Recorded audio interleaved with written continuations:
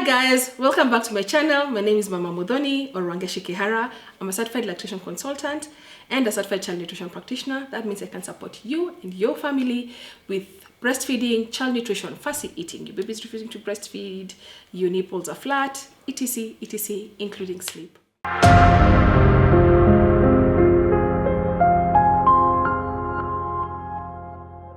I also run a company called Mama Modani Foods where we sell uji for lactation, uji for weaning, uji for babies to gain weight, and many other things. I hope you're following us on social media. That is at Mama Modani KE, at the Mothership Village, and at Mama Modani Foods. In today's video, I'll be talking about newborn essentials. These are things that I found important when my babies were newborn, things that I feel really helped my motherhood journey, especially when my babies were young, just to make them easier. I would like to start by saying that the only thing that is essential for a newborn is you, your baby, just a couple of clothes and a good attitude.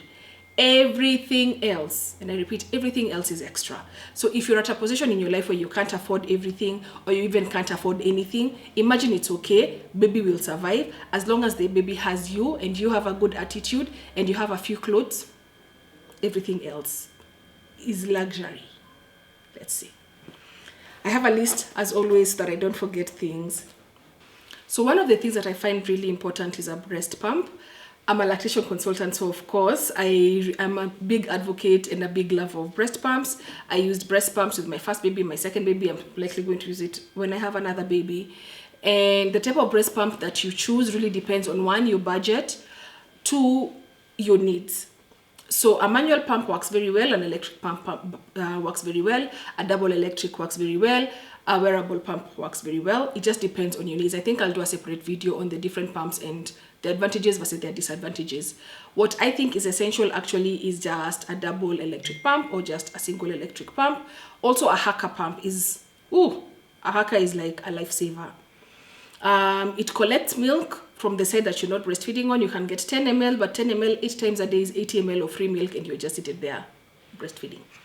Or it can give you 20 ml sometimes. So for me, I used to get 10 ml, 30, 70 there. So at the end of the day, most times I used to collect around 210 ml. Those are 2 bottles of milk. And I did nothing extra to collect this milk, but I used to collect throughout the day and sometimes also at night. I started doing at night a bit later on with my second child. My first child, I knew about the Haka, but I have no idea why I never used it. Size 1 teats. If you're planning to bottle feed, ensure that your teats are size 1, not size 2. Not camera teats. I'm going to do another video explaining why, but a size 1 teat is what you should be using.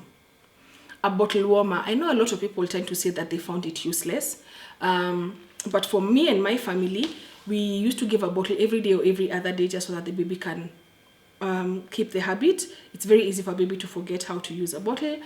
And for us, we used to use it every single day. Every single day of both my children's life, we have used a bottle warmer. I bought this bottle warmer. I thrifted it actually, I think for 1,000 bob or 500 shillings when Modani was still young. My sister-in-law has used it with both her children.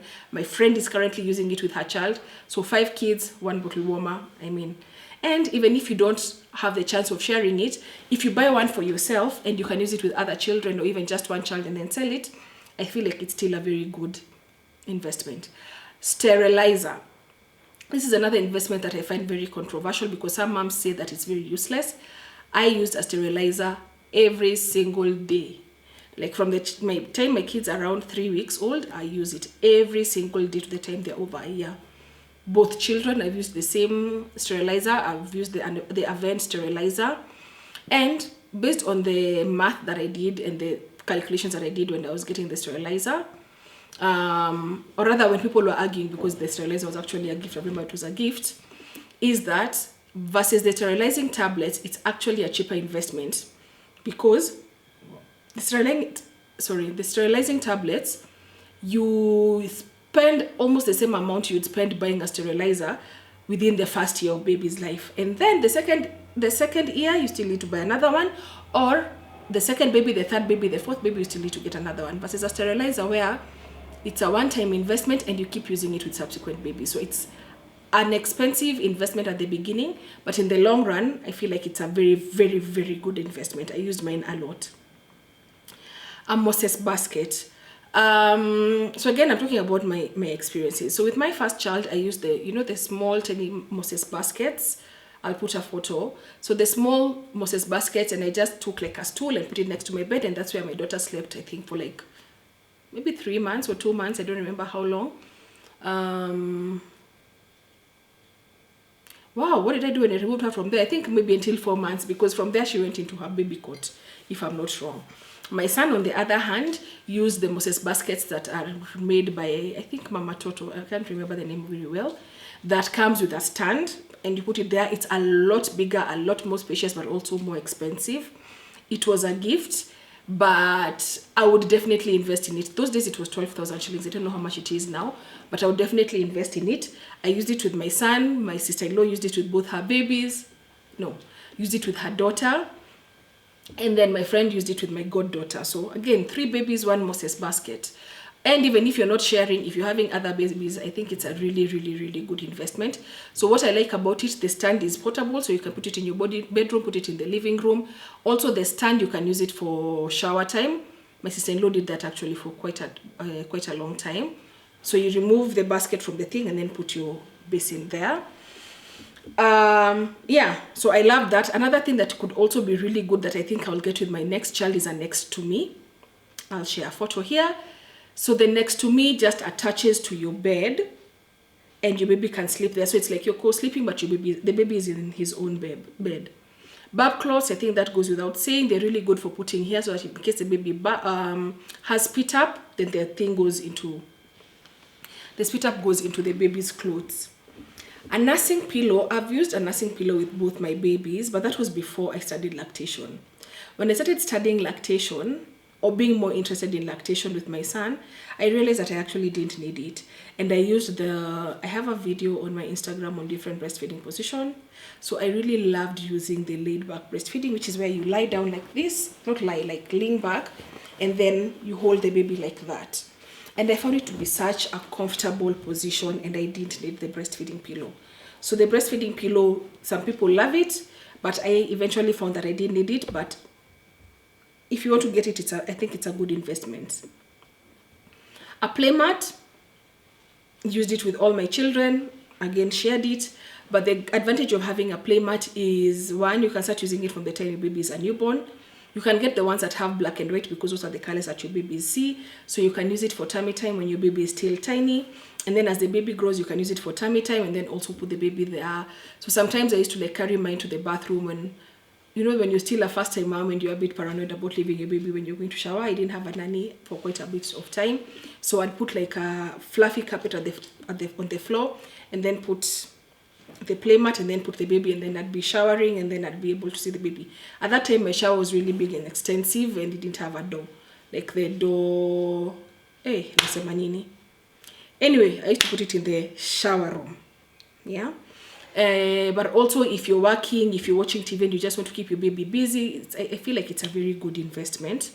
And usually they're not expensive. You can also get the more expensive ones that come with sound, the things that you click and things like that, but really it's not necessary. A bath station. I didn't have one with my first. My back really struggled. I know sometimes you think, it's just 5 minutes a day of washing this child, but those 5 minutes, I don't know, I really felt like my back suffered. So with my second, I got a bath station.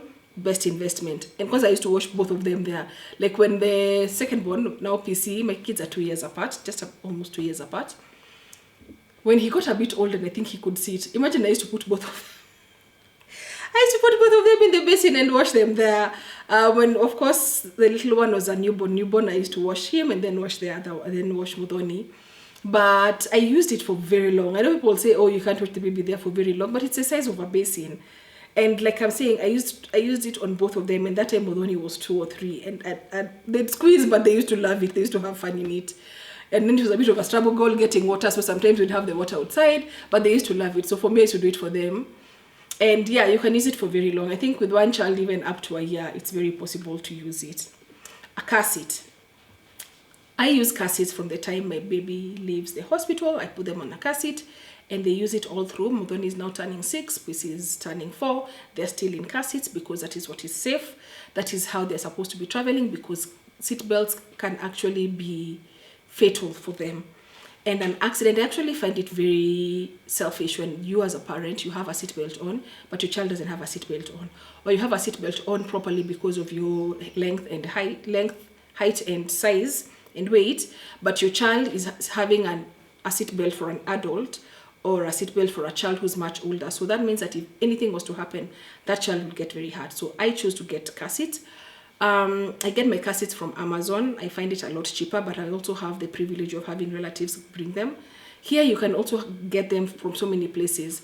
I get the convertible one, meaning that it's rear facing. When the babies are small, they should rear face because that is what is safest in case of an accident. So I get convertible, rear facing, front facing, and then it converts into a booster seat. The mirror, you can also, I'm sure you can get it locally. So when the baby is rear facing, you put the mirror on the back seat like this. So if the baby is facing this way, you're there, you use the mirror at the back, what are they called? The rear view mirror, to look at this mirror, and you can always see what your baby is doing.